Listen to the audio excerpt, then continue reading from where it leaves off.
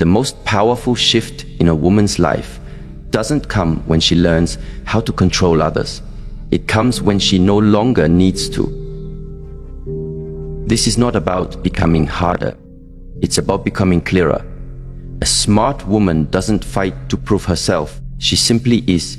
And that presence is what unsettles those who are unready to meet her depth. What if the very thing you've been taught to soften is the very thing that protects your spirit?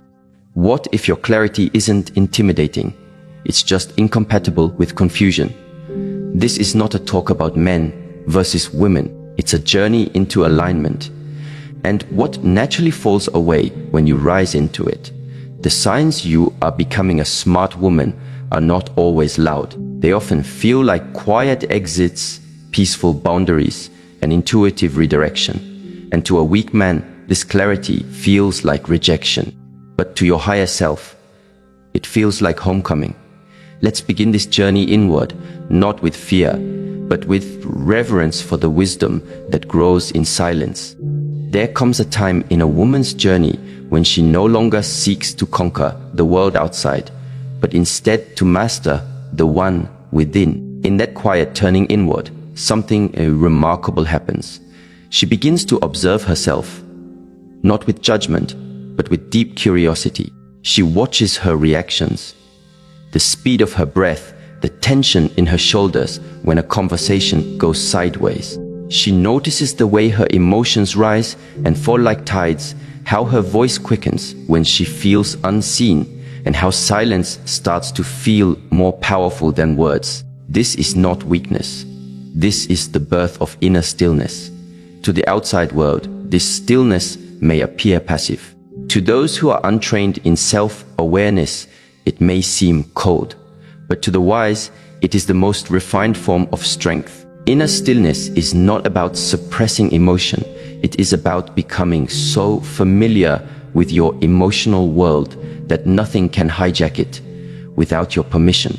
When a woman arrives at this place, she no longer needs to defend her worth.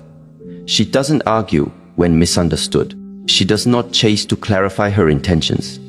She simply breathes, observes, and responds, not from urgency, but from a space of grounded presence. There was once a woman named Lila who, after years of betrayal and heartbreak, stopped looking for love outside herself. She began to sit every morning in silence.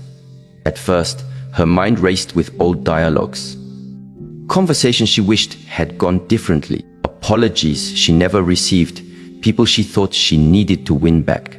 But over time, those thoughts began to dissolve.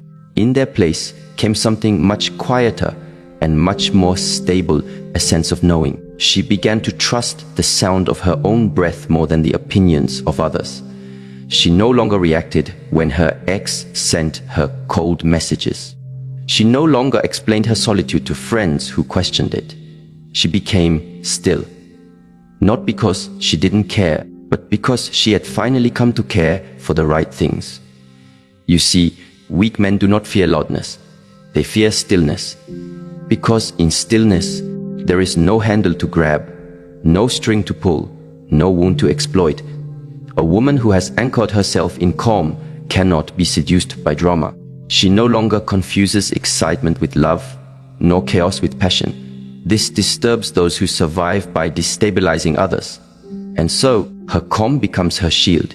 Her lack of reactivity becomes her power. Modern psychology affirms this. Emotional regulation, governed by the brain's prefrontal cortex, is a defining trait of emotional intelligence. It is what allows a person to pause between stimulus and response. It is what transforms a trigger into an opportunity for awareness. When a woman practices this, even in small daily moments, pausing before sending a defensive message, breathing before reacting to criticism, walking away when provoked, she rewires her brain. She is not becoming robotic. She is becoming sovereign. It is said in Eastern teachings that the untrained mind is like a monkey, leaping from branch to branch, thought to thought, emotion to emotion. But the trained mind is like a tiger, still alert, undisturbed unless necessary. A smart woman does not live on the surface of her emotions. She dives deep beneath the waves and learns to swim in the current. She listens for the emotion beneath the reaction. She watches her own ego rise, and rather than condemning it, she studies it. Over time, her emotions do not vanish. They mature. She becomes capable of deep feeling without losing her center. This is when weak men begin to pull away. Not because she has become cruel, but because she no longer offers the chaos they were familiar with. She is no longer easily provoked, nor emotionally accessible at every moment. She doesn't fight to prove herself, nor does she explain her calmness. This absence of chaos becomes unsettling to those who rely on instability to feel needed, and so they call her distant. They label her cold, but she is not cold. She is simply unavailable to confusion. There's a story of a woman, a therapist, who once sat across a man who tried to blame her for every emotional wound in their relationship. He raised his voice, threw past mistakes in her face, demanded an apology for things she had long outgrown. She sat quietly, not out of fear, but from rooted clarity. When he finished, she replied gently, "You're not speaking to me. You're speaking to your pain, and I am no longer a mirror for it." That moment marked the end, not just of a relationship, but of a cycle. She had chosen stillness over chaos, and in doing so, she stepped into a power no scream could ever match. A woman who has mastered inner stillness does not rush to reply. She does not need to interrupt to feel heard. She has trained her nervous system to remain spacious even when the world feels tight. This is not something learned in a weekend. It is cultivated through consistent practice: meditation, journaling, breath work, solitude, mindful movement. These are not luxuries. They are necessities for the woman who seeks to live above manipulation. As her stillness deepens, something else begins to shift. She no longer feels the pressure to be liked. This is the second transformation. She replaces approval seeking with discernment.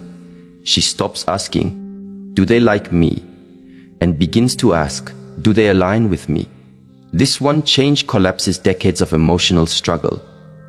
In early stages of life, many women are taught to be agreeable, to avoid conflict, to smile even when disrespected. But the smart woman learns that peace is not found in being liked, it is found in being honest. And so, she begins to observe where she overextends, where she edits herself to avoid discomfort, where she gives in the hope of receiving. Then she begins the quiet process of reclaiming those pieces. At first, this may feel unnatural. Saying no may feel like guilt. Honoring your own rhythm may be mistaken for selfishness. But over time, discernment becomes your compass. You begin to feel the difference between chemistry and compatibility, between effort and overcompensation, between being kind and being compliant. Weak men notice this change quickly, because the tactics that once worked, love bombing, guilt tripping, passive aggression, fall flat. You don't rise to the bait anymore. You see through the charm, the broken promises, the carefully crafted excuses, and you don't argue with them. You just withdraw your energy. This withdrawal is powerful. It is not punishment.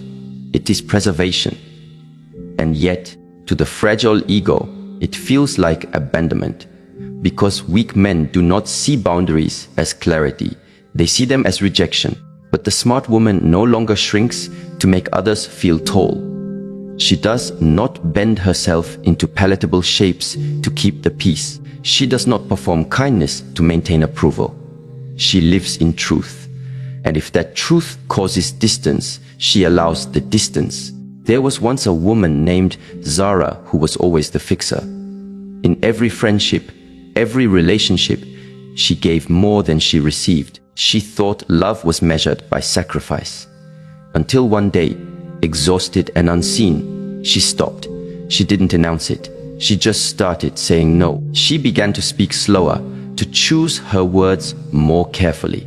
She made peace with disappointing others if it meant honoring herself. And in doing so, she lost many connections, but found herself.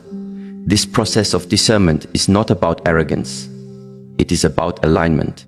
It is about being so attuned to your values that you no longer trade your peace for temporary affection. You learn to listen to the body, how it contracts around some people and expands around others. You learn to trust the nervous system, how it warns you long before the red flags become visible. You learn to interpret silence, tension, tone, because not all abuse is loud, and not all truth is spoken. Neuroscience teaches us that the human brain is wired for connection, but it is also wired for pattern recognition. The more you practice discernment, the more your mind naturally detects inconsistency. You no longer justify the unjustifiable. You no longer spiritualize mistreatment or confuse intensity with intimacy. You realize that a connection rooted in fear of abandonment is not love, it's trauma bonding. And so, you cut the cords quietly and keep walking. There is a Chinese proverb that says, "When the winds of change blow, some build walls, others build windmills." The smart woman builds windmills. She doesn't resist the signs. She adjusts. She listens. She transforms.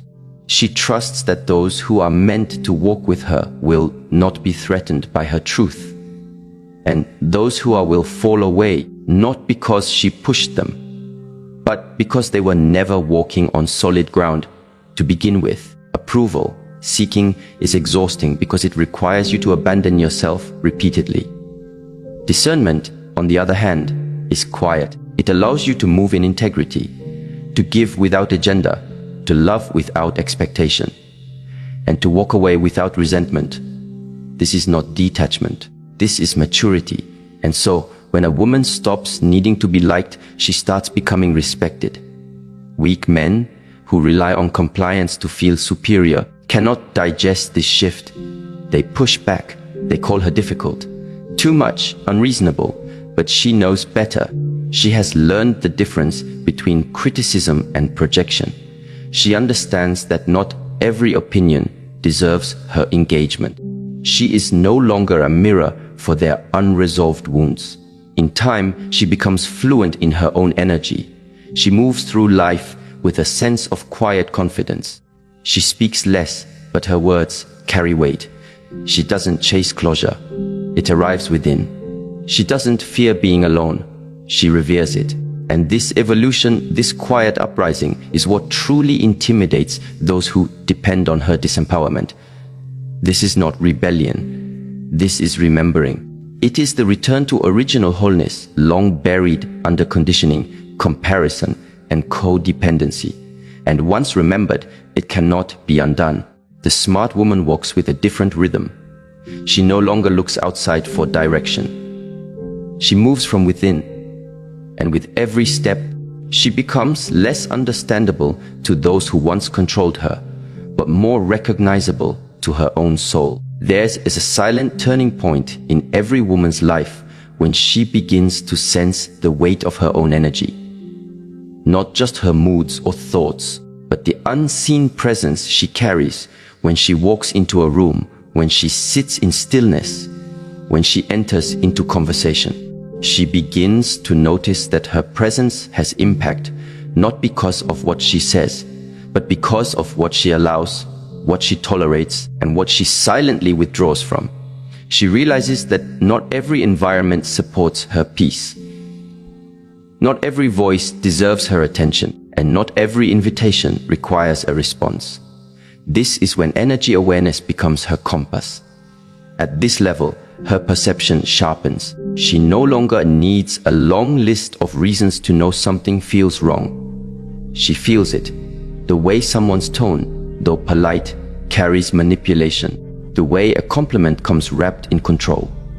The way a text message, though simple, arrives with emotional hooks.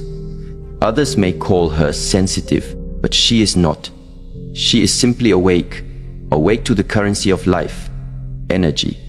A woman who has come into alignment with her energy stops explaining her exits. She no longer needs drama or confrontation to justify her decisions. She simply lives, inwardly or outwardly, when the frequency no longer matches her values. Weak men are confused by this because they've been taught to operate through words and performance. They do not understand the silent clarity of a woman who does not argue, but also does not stay.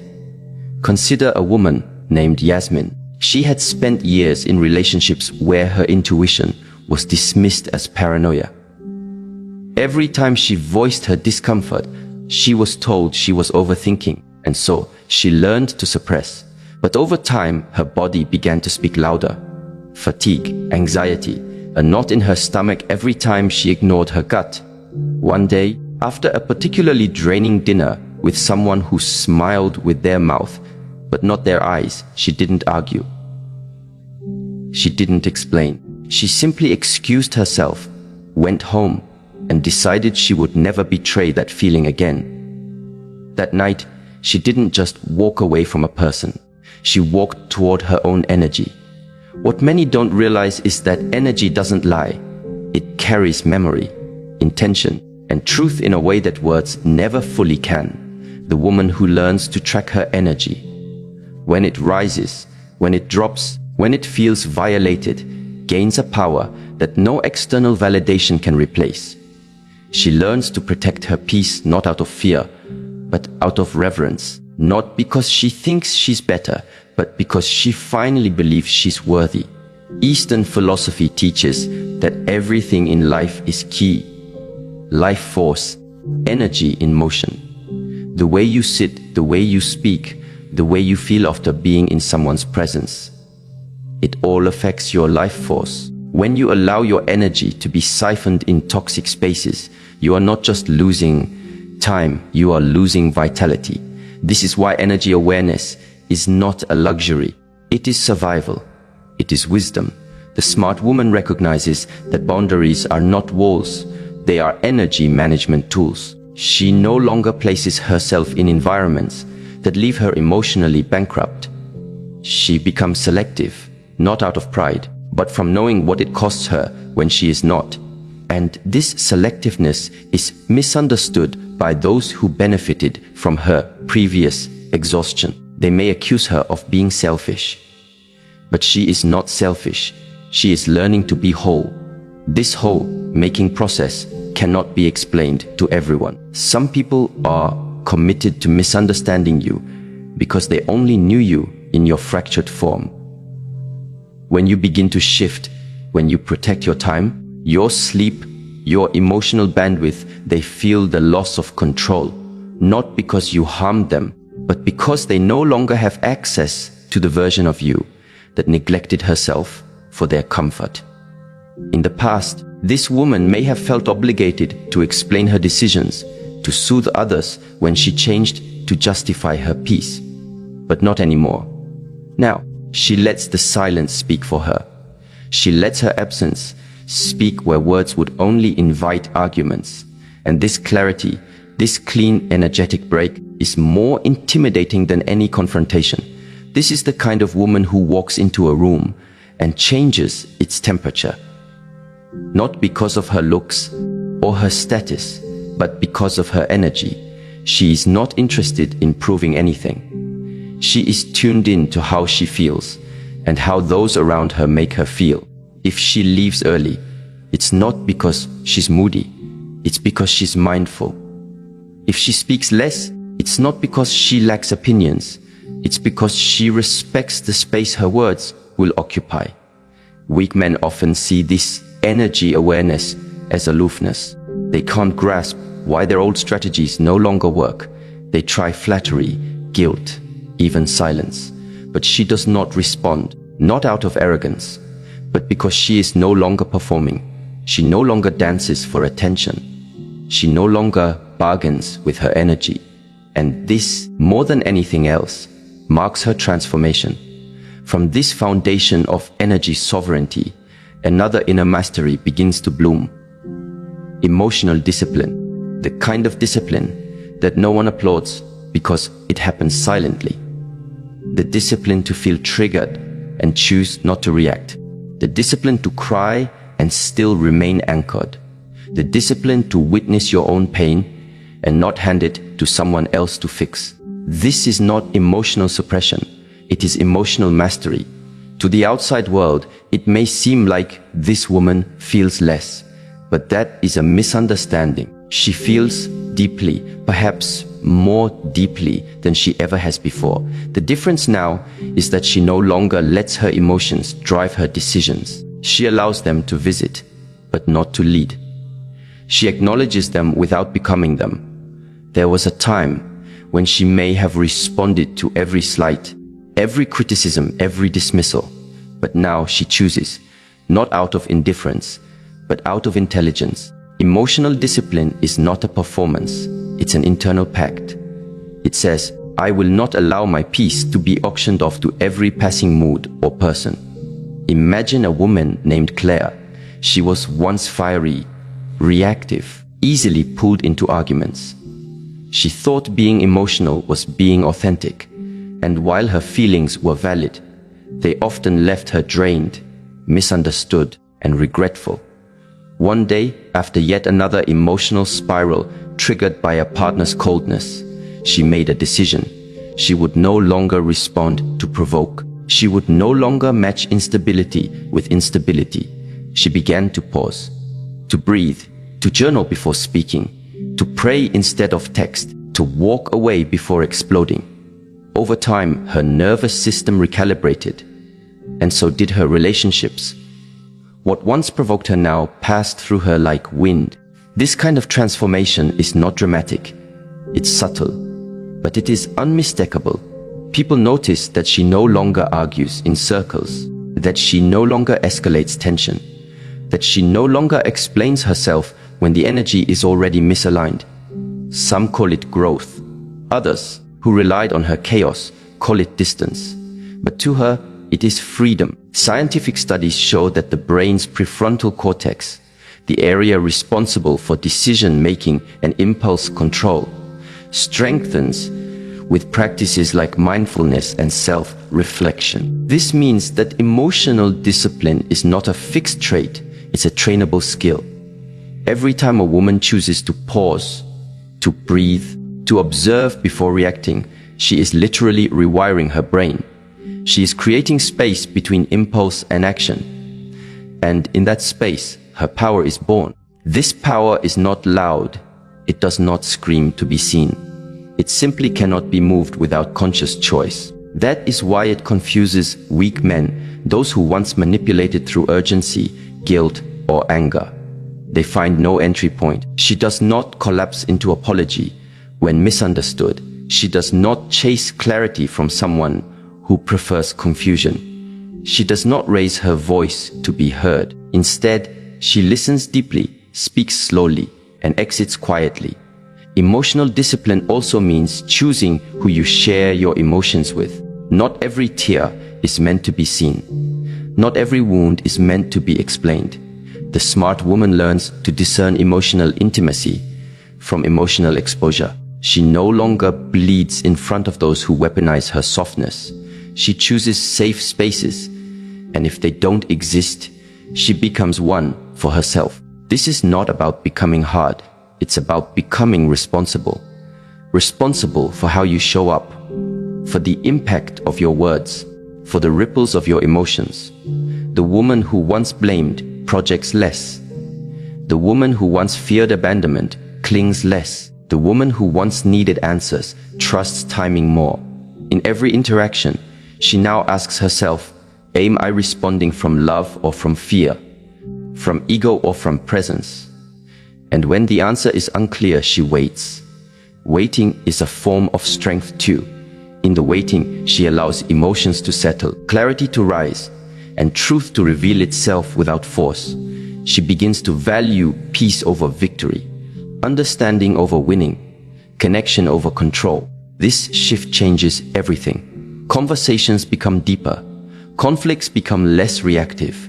Relationships become less about proving and more about sharing. And those who cannot meet her there slowly fade. Not because she pushed them away, but because she stopped feeding what starved her.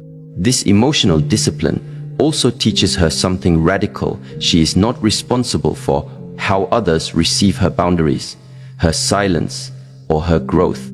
She can be kind without being accessible. She can be loving without being permissive. She can be present without being entangled. There is a calm that comes from knowing you have nothing to prove, a grace that comes from no longer needing to explain your stillness, a confidence that comes from mastering your own emotional world. This calm, this grace, this confidence is not for display. It is for stability, and this stability is magnetic, not in the way of loud attraction, but in the way that presence draws in depth. The woman who has mastered emotional discipline is not interested in shallow connection. She does not crave attention. She craves resonance. She does not chase desire. She embodies it. And so she intimidates those who only know how to engage through chaos. There is an old saying, "Still waters run deep." This is the essence of her presence. She no longer reacts to surface waves. She has learned to sit at the bottom of her emotional ocean, where clarity lives, and from this depth she chooses. Not what is popular, not what is safe, but what is true. There is a certain point in a woman's growth where she stops asking people to tell her the truth and begins to observe how they behave when they think she isn't watching. She starts to understand that intuition is not an accessory to logic. It is its complement. It speaks in ways that do not shout, but nudge. It's not the mind that signals when someone's words are mismatched with their actions. It's something deeper, something rooted in energy and emotion. A smart woman learns to trust this feeling more than polished explanations or rehearsed apologies. She stops needing verbal confirmation of things her body has already detected. This is when she begins to see through people. Words can be crafted, stories can be edited, smiles can be faked, but energy never lies. The moment a woman starts honoring this inner detection system, she removes herself from the role of the prosecutor, trying to gather evidence to confront deception, and steps into the role of the witness. She doesn't need to accuse.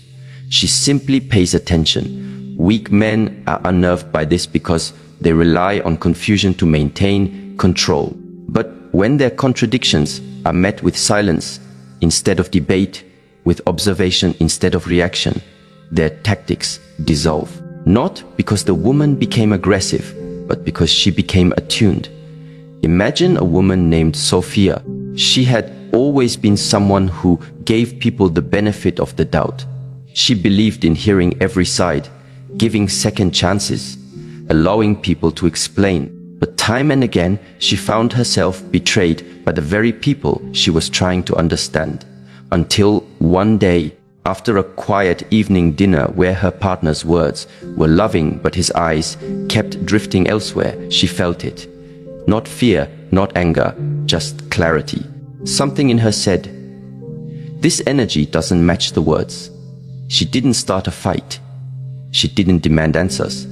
She simply began to detach, not from love, but from illusion. That subtle awareness changed everything.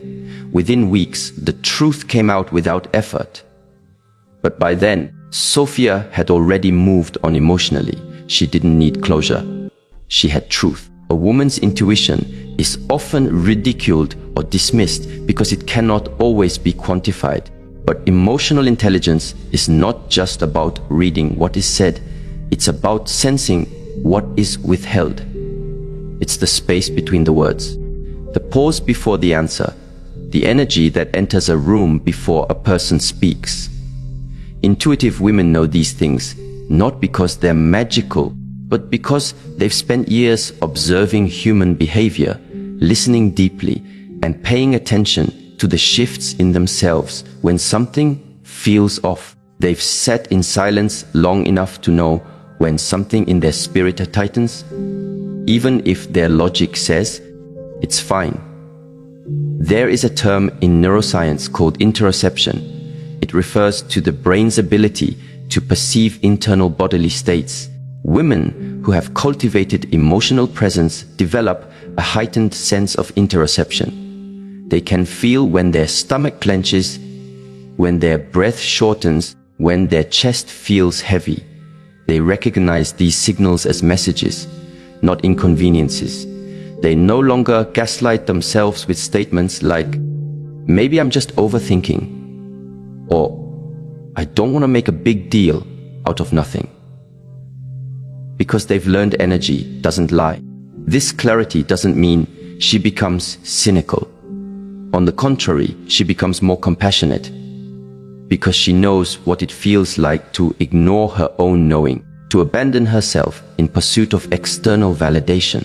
Now, she listens first to herself, and in doing so, she no longer needs to argue. She does not explain why she feels uncomfortable. She does not demand proof of deception. She simply adjusts her proximity. She reduces her exposure. She softens her voice while strengthening her boundary. People who rely on manipulation are deeply unsettled by this kind of woman. They want to lure her into defensiveness. They want her to fight so they can twist the narrative. But she doesn't. She smiles. She stays kind. But she does not stay available. And that is what truly shifts the dynamic. She is no longer tangled in the performance. She sees the script unfolding and quietly exits the stage. There's a story of a woman named Priya who was dating a man who seemed perfect on paper. He said all the right things, met her friends, even spoke of a future. But every time they were together, she felt drained afterward. Not hurt, just depleted. Something in her felt off, even though nothing obvious had happened. Eventually, she stopped trying to analyze and just started observing. Over time, patterns emerged. His generosity came with subtle expectations. His attention waned when she expressed her own needs. His kindness felt transactional. Priya never confronted him. She didn't need to. Her withdrawal said everything, and the space her silence created revealed who he really was. Someone who was never truly present, just performative. This kind of woman no longer fears being misunderstood because she is more committed to her peace than to being right. Her intuition has matured into discernment. She doesn't panic when red flags appear. She quietly takes notes. She knows that time reveals what intention tries to hide. So she listens, she waits. And when clarity arrives, she acts, not out of emotion, but out of truth. This truth then becomes the foundation for another quiet revolution within her, the replacement of expectations with standards. This may sound subtle, but it changes everything. Expectations are external. They are demands we place on others to behave a certain way. Standards are internal. They are the non-negotiable principles we live by. When a woman stops expecting others to treat her well and instead raises her standard for what she allows, her life begins to transform. A woman who lives by standards doesn't chase explanations. She doesn't force people to match her rhythm. She simply operates at a level where those who are not aligned naturally fall away. Weak men who thrive on testing boundaries find no room to play. Because there is no confusion, her energy is consistent. Her no is clear. Her yes is earned. She doesn't withhold love, but she doesn't offer it recklessly either. Consider Maya, a woman who used to equate love with sacrifice. She believed that patience meant waiting for someone to change, that loyalty meant enduring mistreatment. But as she grew in self-respect, she began to shift. She stopped measuring a man's potential and started observing his patterns. She stopped needing promises and started valuing actions. She stopped begging for the bare minimum and began embodying her own standard.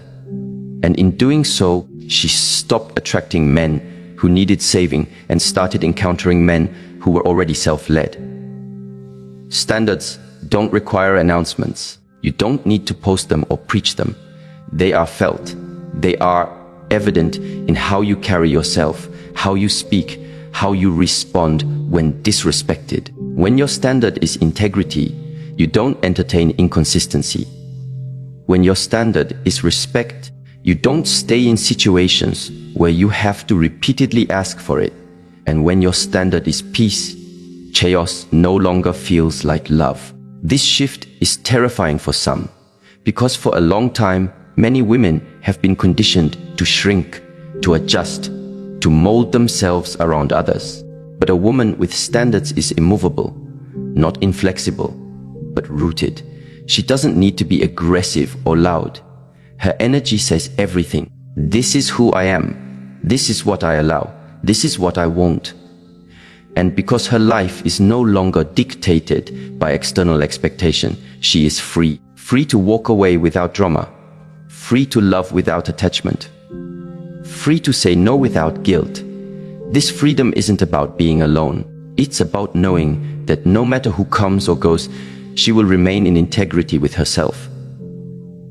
In ancient teachings, it is said that the highest form of discipline is self-regulation. A woman with standards is not easily swayed by flattery, nor is she easily shaken by criticism, because her worth is no longer a topic for debate. It is a settled truth. She doesn't have to raise her voice to be taken seriously. Her presence speaks. Her boundaries speak. Her consistency speaks. When you operate from standards rather than expectations, you no longer seek to control people. You simply choose whether to engage or not. If someone doesn't meet your standard, you don't punish them. You just remove yourself. And this is often what weak men cannot understand. They expect arguments, ultimatums, emotional breakdowns. But instead, they are met with stillness, not the cold kind. The kind that is born of inner alignment. And this stillness is where her power lies, because she's not pretending. She's not performing. She is simply being. And those who cannot meet her, they will feel lost. Not because she confused them, but because they've never encountered someone so rooted in self. There is nothing more disorienting to someone who relies on manipulation than a woman who knows who she is. Her confidence is not in her appearance, her possessions, or her titles. It's in her choices, in her clarity, in her refusal to settle for less than truth. She no longer argues for love. She no longer proves her worth. She no longer justifies her standards. Because she has learned when you are rooted, you don't chase storms. You become the calm they break against. A truly smart woman no longer moves through life seeking approval, chasing affection, or explaining her worth. She moves with quiet strength, guided by intuition, protected by emotional discipline, and anchored in unwavering standards. Her presence is calm but powerful, too steady for manipulation, too clear for confusion, and too rooted to be shaken by weak intentions. She doesn't need to intimidate. Her clarity does that on its own, not because she is hard, but because she is whole. And in that wholeness, she reclaims her power, not over others, but over herself.